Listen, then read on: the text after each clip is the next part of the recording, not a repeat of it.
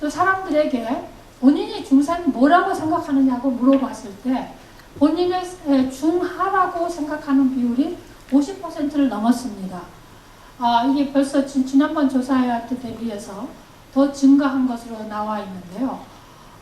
이것이 지금 결국은 한계 중산층이 증가했고 중하계층이라는 인식이 50% 이상을 아마 중하계층이 아닐 수도 있겠습니다. 그러나 본인의 인식은 본인이 중하계층이라고 하는 것이 20%입니다. 그래서 그렇게 따져본다면 중하 이하가 결국은 70%를 차지하는 이런 구조라고 볼 수 있겠습니다.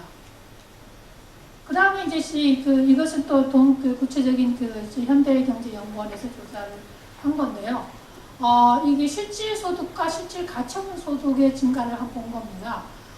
이게 2006년에서 8년 사이에는 실질 소득이 6.4% 증가했는데 9년에서 11년 사이에는 2.6% 증가했죠. 즉 증가율이 확실하게 떨어졌고요. 역시 소비 지출도 떨어졌습니다. 실질 가처분 소득 증가율은 이전에는 5.7%였는데 1.5% 증가밖에 되지 않습니다. 결국 소득이 증가하지 않고 있다는 말이 맞는 거고요. 그러는 반면에 전 월세의 주택 가격 지수는 상승률은 굉장히 많이 상승하고 있습니다. 굉장히 어려운 구조이죠. 그래서 보면은 요즘에 이제 슈바베 계수라는 이 식료품비로 보면 우리가 엔겔 계수라는 걸 쓰는데 주택에서는 슈바베 계수라는 것을 쓰고 있습니다. 이게 뭐냐면은 총 소비 지출에서 주거 수도 광열비가 차지하는 비율인데요. 이 비율이 2009년에서 10년 사이에 엄청나게 갑자기 급격하게 곡선이 증가하는 것을 알 수 있습니다. 급격하게 증가하고 이게 아마 이제 전세 가격이 급등한 거하고 관련이 있는 것 같고요. 2011년 현재 가장 높은 값을 기록하고 있습니다. 이게 그 이유로는 실질 소득 정체로 인해서 가계 구매력이 부족하고 비소비 지출 증가에 따라서 가처분 소득이 제약이 있고 그 다음에 전월세 가격은 상승하고 또한 에너지 가격의 상승에 따라서 주거 연료비 부담 증가 등이 이유다 이렇게 이제 현재경제연구원에서는 지적을 하고 있는데 대부분 다 납득이 가는 이유라고 할 수 있겠습니다. 그 다음에 이제 부채 가구가 증가하고 있습니다. 2008년에 45.6%였는데 2011년에 52.6%로 증가를 했는데 가장 큰 이유가 주택 구입하고 임차 이유가 거의 67%, 거의 70% 이 이유가 가장 컸습니다. 그래서 이 부채가 증가하고 있고요. 이것과 별개로 얼마 전에 작년 말에 이제 저희 연구원에서 저희 시민들에게 실생활의 위기 요인이 가장 뭐라고 생각하느냐에서 가장 물어본 적이 있는데 물론 그 당시에 강력범죄 불안이 제일 크게 나왔습니다만은 전월세 공급 부족, 그 다음 전월세 자금 문제 이 두 가지가 또 사실은 그 6가지 중에서 2가지가 이 전세 문제를 지적을 하고 있었습니다. 그 다음에 이제 주요 시장 주요 변화로 본다면 그 다음에 이제 아파트 거주, 그러니까 그동안 이제 지난 2000년부터 2010년 사이를 본다면 아파트 거주가 증가한 것이 특징이고요. 단독주택 거주가 감소했죠. 이건 다들 잘 아시는 상황인데 그런데 이게 좀 특이한 사항이 이게 주택 이해의 거처가 증가하고 있다는 겁니다. 주택 이해의 거처가 소위 얘기해서 이제 고시원이라든가 이제 이런 것이 최근 들어서 고시원이 굉장히 급증하고 있습니다. 오피스텔이라는 고시원 이제 이런 것들인데요. 그래서 이게 좀 특이사항이라고 볼 수 있겠고요. 또 한 가지 특이사항은 전세가 감소하고 월세가 증가한다는 것입니다. 그 다음에 이제 보급률입니다. 이 보급률에 본다면 저희가 이제 주택 분야에서 대표적으로 정책적으로 활용하는 정책 지표라고 볼 수 있는데요. 2005년에서 2010년간 서울의 보급률은 3.4%밖에 상승하지 않았습니다. 즉 이제 또 센서스를 가지고 보는 건데요. 얼마 전에 발표한 게 97%라고 나왔고 2005년은 93%였습니다. 이 이유가 뭐냐면 서울은 공급과 밀실이 함께 이루어지는 구조이기 때문에 보급률 증가가 저조할 수밖에 없다 이런 것이고요. 그렇지만 이 숫자에는 오피스텔과 고시원 등 비주택 주택이 포함되지 않습니다. 않기 때문에 사실은 실제 보급률이 100% 넘고 있다라는 얘기를 우리는 하고 있습니다.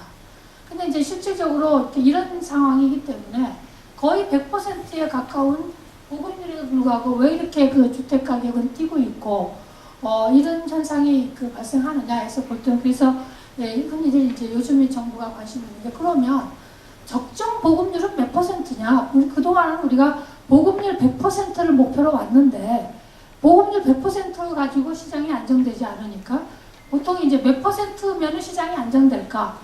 라는 질문을 많이 합니다. 그래서 보통 이제 110%일까, 120%일까? 라고 이제 그런 숫자를 많이 제시하고 있죠. 인구 1000명당 주택수는 2005년에 310에서 328로 많이 증가했습니다. 그런데 여기서 보시다시피 일본은 1000명당 주택수가 451이고 미국은 422 이 정도 되면은 우리는 보급률 이게 이제 결국은 국제적으로 쓰이는 지표가 1000명당 주택수입니다. 그렇다면은 보급률보다도 이것을 가지고 요즘에 이게 아직도 멀지 않았냐, 좀 그 주택을 앞으로도 많이 공급해야 되겠다라는 얘기가 이제 이걸 기반으로 또 많은 얘기가 나오고 있는데 문제는 이제 여기에 이 비주택 주거가 상당수 포함되지 않고 있다는 거. 오피스텔만 해도 적어도 20만 채 이상이 주거용으로 사용되고 있고, 이 또 고시원만 해도 10만 채 이상이기 때문에 10만 호 이상이기 때문에 사실은 주택 보급률은 사실 이미 110%가 됐다고도 볼 수 있겠습니다. 또 한 가지 특이한 현상이 그 40, 50대 가구주의 자가 점유율이 대폭 감소한 것입니다. 즉 2005년인데요. 이 그린선이 2005년인데 그리고 보라색이 2010년이죠. 40세에서 50세 사이입니다.